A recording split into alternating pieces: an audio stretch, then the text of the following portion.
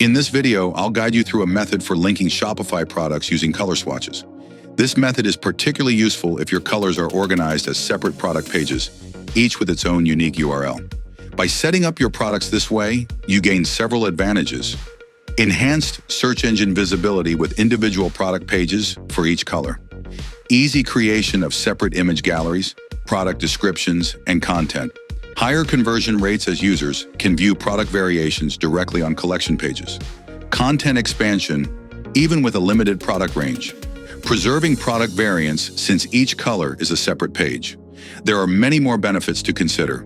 Let's start. First, install the Swatch Colors Ultimator app and navigate to the Product Groups section. Next, add a new product group.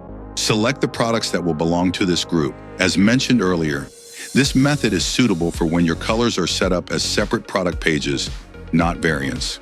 Once the products are selected, enter the color names for each swatch and even set the swatch, color, or image.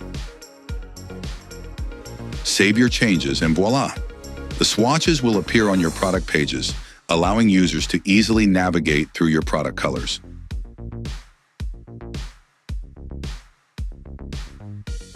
The app offers various settings that enable you to customize the appearance and functionality of the swatches.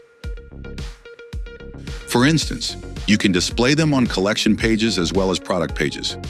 Note that while this tutorial focuses on setting up product groups, the app also supports colors when they're set up as variants.